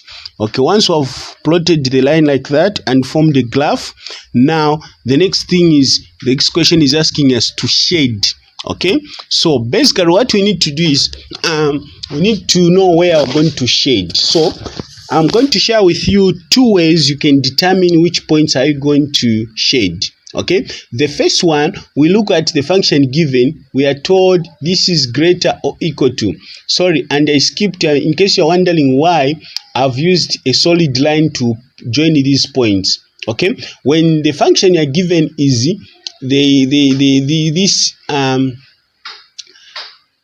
this greater or equal to, when you are given greater or equal to, that means the line you're going to use should be a solid one. It's you only use a broken line when you are given something. If the function here was y is greater, then we could have used the broken line, because when we say y is greater, that means these points are not used in the part of the solutions. But when we say they are greater or equal to, that means these solutions are also part, or these points are also part of the solutions. Okay, so now this is the reason why I've joined this line with a solid line, because it is saying y is greater or equal to. Okay, now we come to the point to how do I know which part am I going to shade? Okay, the first one is just when they say is greater, y is greater. So meaning you shade where the line is cutting, but where there are numbers that are greater than this line, that's where you shade. Okay, that's the first way, the first point you can know where to shade. The other one, you can use the test points. You use the test point. Now you should understand that these sections, there is a part that is where when you test these points, the statements will always come true, and there is another area where the statements won't be true. Okay, so for me, I know which part should be shaded, but for the sake of revision, so that you can also know how to determine which part you are going to shade, I will share a quick one on how you can determine which part you are going to shade. Okay, so one, when you're using the test point, so I'll start with the wrong side. So let's start by getting the point which is 1, -3. So 1, -3, 1, -3 is here. Now let's put these points into that function and let's see if the statement will be true. Okay, so where there is y, we are going to put -3. okay, in that function. So like the way I've copied the function, so where there is y, I'm going to put -3 and is greater to, then where there is x, I'm going to put 1, okay, because I picked 1 comma 3. Now why 1 comma -3, so where there is x, I'm going to put 1. Then we say the function is going to come to be -3 is greater or equal to 1 minus 2, which means -3 is greater or equal to, when we evaluate 1 minus 2 will give us -1. So meaning, is -3 greater than -1? No, -3 is smaller than -1. Therefore, this statement is not true. Okay, I picked the point on this side. You can pick any point from this side. You come up with a statement that is not true. If I try to pick the point here, okay, I pick the point here, which I'm going just to pick 1, which is -1 comma -1, which is here. Okay, I'm going to be indicating these points, as you can see, with the green color, so that it doesn't confuse you. So this, I've picked -1 comma -1. So where there is y, I'm going to put -1. Where there is x, I'm going to put -1. Then I'll come up with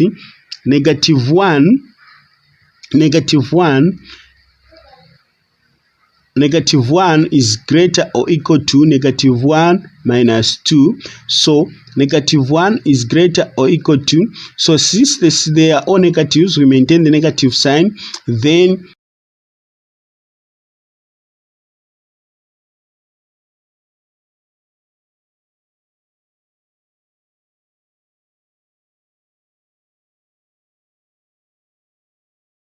that means this upper part, this is coming when we use the point. This upper part is the statement is coming true, or is coming true. That means this is the area we're going to shade. So these are the two ways you can determine which sides you're going to shade. One, by looking at the inequality given.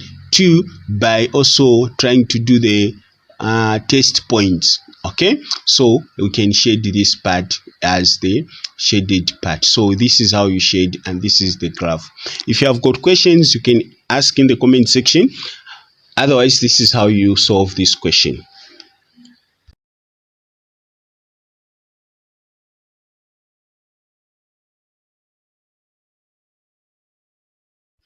Okay, question 7D was as follows. The following diagram is a triangular prism PTSQRU, in which PT is equal to QS, which is equal to 6 centimeter, and ST is equal to UR equal to PQ, which is equal to 10 centimeters. Okay, so what you need to do is take time and study the diagram. Now, once you have studied the diagram, we can go to the actual question, which is given that the height of a triangle PUT is 2.6.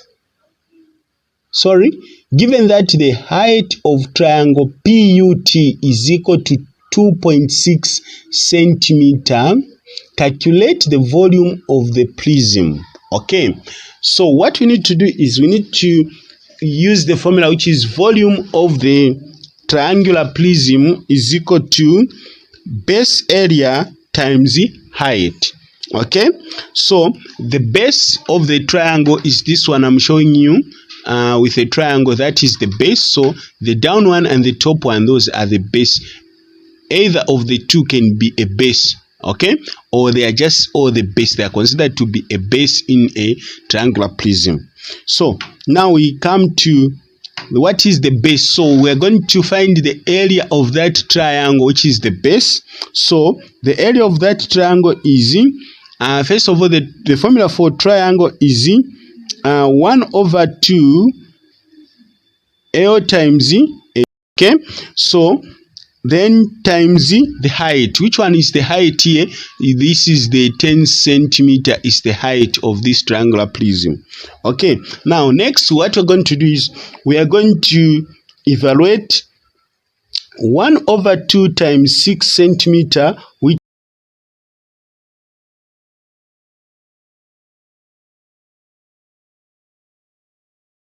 So 2 into 6, it will go 3 times. 2 into 2, it's 1.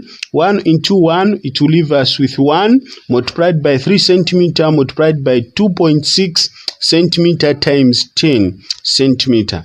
Okay, so to make our calculation easier, we are going to multiply 1 by 3 centimeter will give us 3 centimeter. 2.6 centimeter times 10 centimeter is going to give us 26 centimeter squared. 26 centimeter squared. So we have got 3 centimeter times 26 centimeter, which will give us 78 centimeter cubic. Okay, 78 centimeter cubic is the volume of this triangular prism. Question 8a is as follows.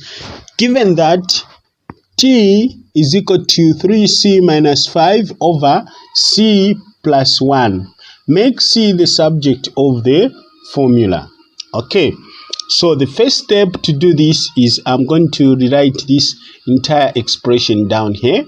Once I've written the entire expression down, the next thing I'm going to do is I'm going to multiply both sides by c plus 1. Okay, so meaning t will be multiplied by c plus 1, and this fraction, which is 3c minus 5 over c plus 1, will be multiplied by c plus 1. And then once I've done that, what I'll do is I'll start by multiplying on the left side, where I'll come up with t multiplied by c plus 1. So t multiplied by c will give me tc. T multiplied by 1 will give me t, which is equal to, now when I come to multiply on the right side, as you can see, on top there is c plus 1, and down there is c plus 1. So that means this c plus 1 down and c plus 1 on top will cancel each other out, leaving me with 3c minus 5. Okay, remember we are trying to make C the subject of the formula, hence I'm going to put like terms together. So whichever term has c in it will be put together with another term which has c in it, which will leave me with tc minus, now it is becoming minus because 3c has crossed the equal sign, so it's going to be tc minus 3c, which is equal to negative 5. Then t will close the equal sign and become minus negative 5 minus t. Okay, once I've done that, the next thing is I'm going to factorize. What I'm going to do now is to factorize. So I'll factorize tc and 3c. Okay, I'll factorize tc minus 3c. So the common factor of tc and 3c is c. Okay, the factor that can be used to divide tc and 3c is c. Then I'm going to divide tc divided by c will give me t. Okay, will give me t. Then c 3c, negative 3c divided by c will give me negative 3. Okay, now I'll factorize that, which will be equal to negative 5 minus t. Okay, now once I've done that, the next thing is I want to remain with the c on one side of the equal sign. Hence, I'm going to divide both sides by t minus 3. So here I'll write over t minus 3 and here t minus 3. Then once I've done that, the next thing I'm going to do is, where on the left side where there is c, that means t minus 3 on top and t minus 3 down will cancel each other out, leaving me with c, which is equal to negative 5 minus t over t minus 3. Okay, which is the final answer. So we have now made C the subject of the formula. Question 8b is as follows. Mary is paid a monthly salary of 10,000 kwacha, he also receives transport allowance of 10% of the salary. Calculate the total income per month. Okay, so the question reads as follows. Mali is paid a monthly salary of 10,500 kwacha. He also receives transport allowance of 10% of the salary. Calculate his total income per month. Okay, so what we're going to do now here is I'm going to come up with an expression or formula that will help me to come up with the total income, which is total income is equal to monthly salary plus transport allowance. So we have got monthly salary, which is 10,500 kwacha, plus the allowance. Now, unfortunately, the transport allowance, we are given just a percentage, so meaning we need to calculate, or we need to turn this percentage into money. Okay, so what we're going to do is 10% means out of 100, so we're going to come up with 10 over 100 times times 10,500. So once we have come up with this, what we're going to do now, we are going to concentrate first with this transport allowance. That means 10,500 can be written just like the way it is. Then we find the value of 10% of the allowance. Okay, so what we can do now here, we can cancel, or we can ask ourselves, how many times can 100 go into 10,500, or which number can go into 100 and 10,500? We know that 100 can go into that. So what you can do is you just cancel 2 zeros down and 2 zeros on top. Okay, 1 into 10 will give us 10, then times 105 kwacha. 105 kwacha, we put them in brackets, it's not yet done.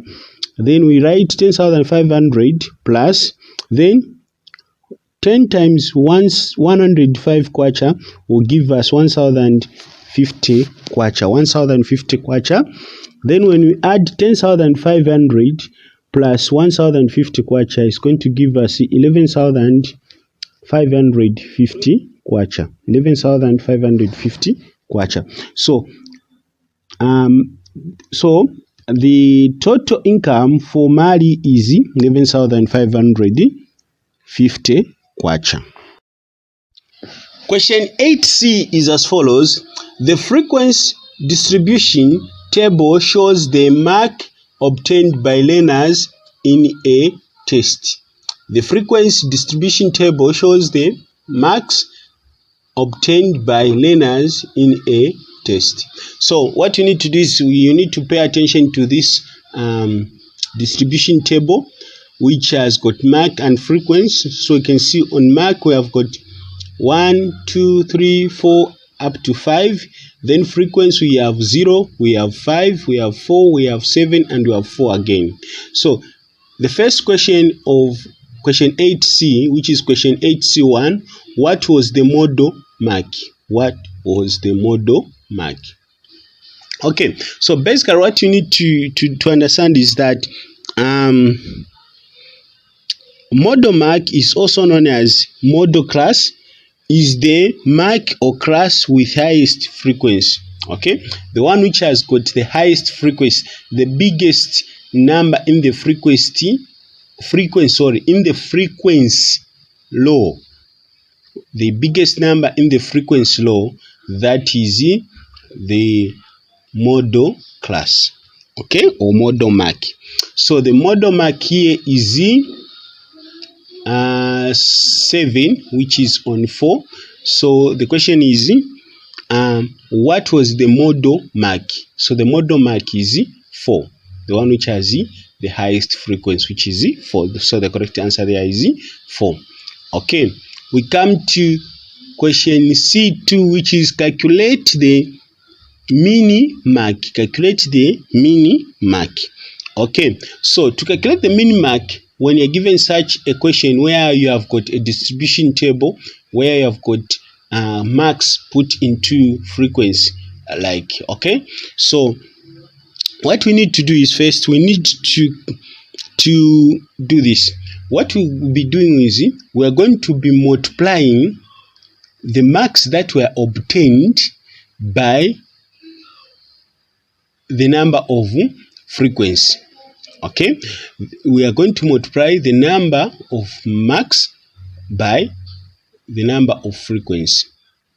Okay, so we can start now. You can see that on 1 mark there is 0. That means no one obtained 0. Okay, no one obtained 0, so 0 was not obtained by the people. So we are going to ignore that. That didn't exist. 1 mark was not obtained in that class.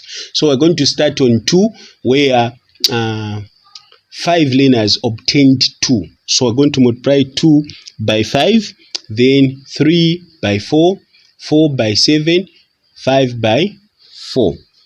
Okay, then over the number of marks. Okay, sorry, what did I say? The number of frequency. The number of frequency that will represent the number of learners. Okay, the number of frequency will represent the number of learners. So over 5 plus 4 plus 7 plus 4. Okay, then when we find the product of these numbers we have written on top, 2 times 5 will give us 10, 3 times 4 will give us 12, 4 times 7 will give us 28, 5 times 4 will give us 20. And then over 5 plus 4, 9, 9 plus 7, 16, 16 plus 4, that is 20. Okay, now we have got 20 marks. Then when we add the what is on top here, 10 plus 12 will give us 22, 22 plus 28 will give us 50, 50 plus 20 will give us 70. So we write 70 over 20.